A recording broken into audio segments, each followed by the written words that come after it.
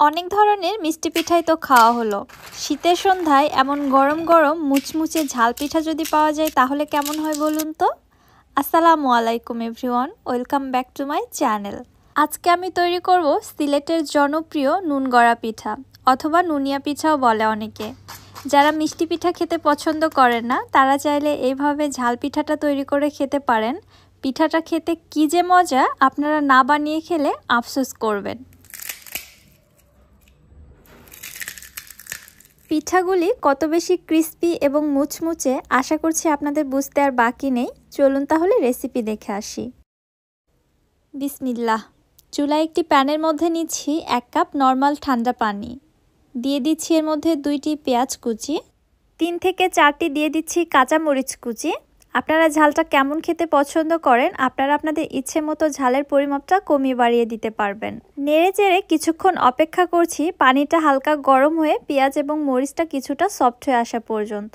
যখন দেখবেন এরকম একটা কালার চলে এসেছে তখন এর মধ্যে দিয়ে দিচ্ছি আমি 1/2 চামচ আদা বাটা, 1/2 চামচ রসুন বাটা, 1/2 চামচ দিচ্ছি ভাজা জিরার গুঁড়া, 1 চামচ দিচ্ছি মরিচের গুঁড়া।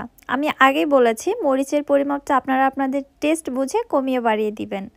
1/4 টিস্পুন দিলাম হলুদের গুঁড়া এবং 1 চা চামচ দিয়ে দিচ্ছি লবণ। লবণটাও যে যার স্বাদ বুঝে দিয়ে দিবেন। এবারে নেড়েচেড়ে অপেক্ষা করছি পানিটা ফুটে ওঠা পর্যন্ত। পানিটা যখন ফুটতে শুরু করেছে জাল করে পানিটা আবার টেনে ফেলানো যাবে না, ঠিক ওই মুহূর্তে দিয়ে দিচ্ছি আমি এর মধ্যে 1 কাপ চালের গুঁড়া। আমি এখানে উঁচু করে মেপে 1 কাপ আটা নিয়েছি, যেহেতু এটা ভেজা চালের গুঁড়া এজন্য একটু বেশি লেগেছে। আর আপনারা যদি শুকনো চালের গুঁড়া নেন তাহলে কাপের মুখ সমান করে নেবেন। 1 কাপ পানির জন্য 1 কাপ আটাই কিন্তু এনাফ। চালের গুঁড়াটা দিয়ে দেওয়ার পরে নেড়ে চেড়ে আমি এখানে একটি সেমি হার্ড ডো তৈরি করে নিচ্ছি। ডোটা খুব বেশি শক্তও হবে না আবার কিন্তু নরমও হবে না, তাহলে পিঠাগুলো ভালো হবে না। এই পর্যায়ে ডোটিকে একটি ঢাকনা দিয়ে ঢেকে রেস্টে রেখে দিচ্ছি 3 থেকে 4 মিনিটের জন্য। তাহলে দেখবেন ডোটা খুব ভালোভাবে ফুটে গিয়েছে, ডোর মধ্যে আর কোনো কাঁচা ভাব থাকবে না। ঢাকনাটি উঠিয়ে নেওয়ার পরে চুলা থেকে নামানোর আগ মুহূর্তে দিয়ে দিচ্ছি এর মধ্যে আমি ধনিয়া পাতা কুচি। এই পর্যায়ে ধনিয়া পাতাটা অ্যাড করলে ধনিয়া পাতার ফ্লেভারটা যেমন স্ট্রং থাকে তেমনি এর কালারটাও কিন্তু একদম সবুজই থাকে। এইবারে ডোটিকে চুলা থেকে নামিয়ে একটি ট্রের মধ্যে রেখে দিচ্ছি কিছুক্ষণ এর অতিরিক্ত গরম ভাবটা বের হয়ে যাওয়ার জন্য। যখন হাতে টাচ করা যাবে ঠিক ওই পর্যায়ে ডোটিকে খুব ভালোভাবে মুথে নিতে হবে। ডোটা যদি বেশি ঠান্ডা হয়ে যায় তখন কিন্তু ডোটাকে মুথে সফট করা যায় না, ডোর মধ্যে অনেক ক্র্যাক থেকে যায়।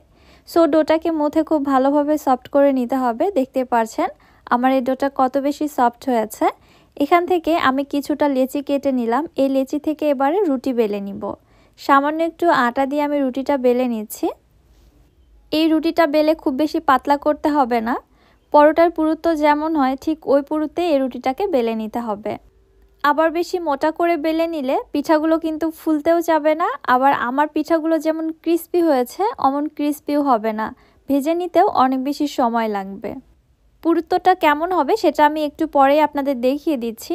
তার আগে দেখুন এখানে আমি একটি কেকের মোল্ড দিয়ে পিঠাগুলোকে কেটে নিচ্ছি যেন সাইড থেকে খুব সুন্দর একটা ডিজাইন ক্রিয়েট হয়। আমার কাছে ডিজাইনটা খুব ভালো লাগে এজন্য আমি এভাবে কেটে নিচ্ছি।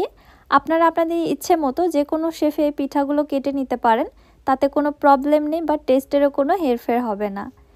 অতিরিক্ত সাইড থেকে যে অংশগুলো বের হলো এগুলো কিন্তু ফেলে দিব না, এগুলো দিয়ে আবারও পুনরায় রুটি বেলে পিঠা তৈরি করে নেওয়া যাবে। একটি রুটি থেকে এখানে বেশ কয়েকটি পিঠা তৈরি হয়েছে দেখতে পাচ্ছেন। ঠিক একইভাবে আমি পুরো ডো থেকে এতগুলো পিঠা তৈরি করে নিয়েছি। আমি একটু দেখাচ্ছি পুরুত্বটা ঠিক কেমন হবে। এই তো দেখুন, আশা করছি বুঝতে পেরেছেন। এবারে তাহলে চলে যাচ্ছি চুলাতে পিঠাগুলো ভেজে নেওয়ার জন্য। এই পিঠাগুলো ভাজতে তেলটা খুব ভালোভাবে হাই হিটে গরম করে নিতে হবে, তারপরে পিঠা ছেড়ে দিতে হবে, তাহলে পিঠাগুলো ফুলবে। তেল যদি প্রপার ওয়েতে গরম না হয় তাহলে কিন্তু এই পিঠাগুলো ফুলবে না। যখন দেখবেন তেল গরম হয়ে তেলের মধ্যে বুদবুদ ক্রিয়েট হচ্ছে তখন বুঝতে হবে তেলটা খুব ভালোভাবে গরম হয়েছে। ঠিক ওই মুহূর্তে পিঠাগুলোকে ছেড়ে দিতে হবে এবং পিঠা ছেড়ে দেওয়ার পর যখন পিঠাগুলো ফুলে আসবে ঠিক ওই মুহূর্তে চুলার হিটটাকে লো টু মিডিয়ামের মাঝামাঝি রাখতে হবে। ওই হিটে পিঠাগুলোকে ক্রিস্পি করে ভেজে নিতে হবে, তাহলে দ্রুত কালারও চলে আসবে না, পিঠাগুলো ধীরে ধীরে ভাজাও হবে সেই সাথে ক্রিস্পিও হবে। আমার এই পিঠাগুলো ভাজা হয়েছে, দেখতেই পাচ্ছেন। পিঠার মধ্যে যেমন সুন্দর একটা কালার চলে এসেছে, একটুও পুড়েও যায়নি বা ডার্কও হয়নি, তেমনই ক্রিস্পি হয়েছে। আওয়াজটা শুনে তো বুঝেই গেছেন। প্রত্যেকটি পিঠা কত সুন্দর ফুলেছে, জাস্ট দেখুন, দেখে কিন্তু খেতে ইচ্ছে করছে। আপনারা যদি একবার এই পিঠাটি বানিয়ে খান, ট্রাস্ট মি, লোভ সামলানোই মুশকিল, আপনারা প্রায় এই পিঠাটা বানাতে চাইবেন। আমার কাছে তো খুবই ভালো লাগে, কারণ আমি মিষ্টি পিঠা খেতে খুব একটা বেশি লাইক করি না। ঝাল পিঠাটাই আমার জন্য বেস্ট। আমার মতো যারা মিষ্টি পিঠা খেতে পছন্দ করেন না, ঝাল কিছু খেতে চাচ্ছেন, তাদের জন্য তো এটা একাই 100। অন্য কিছু খাওয়ার কথা তো আপনাকে ভাবতেই হবে না। রেসিপিটি আপনাদের কাছে কেমন লাগলো অবশ্যই আমাকে কমেন্ট করে জানাবেন। রেসিপি ভালো লাগলে যারা আমার ইউটিউব চ্যানেল থেকে ভিডিওটি দেখছেন, চ্যানেলটি সাবস্ক্রাইব করে পাশে থাকা বেল আইকনটিতে ক্লিক করে রাখবেন আমার পরবর্তী ভিডিওর নোটিফিকেশন সবার আগে পাওয়ার জন্য। এবং যারা ফেসবুক পেজ থেকে দেখছেন, পেজটিতে অবশ্যই একটি লাইক এবং ফলো দিয়ে দিবেন। আজকের মতো তাহলে বিদায় নিচ্ছি। আল্লাহ হাফেজ।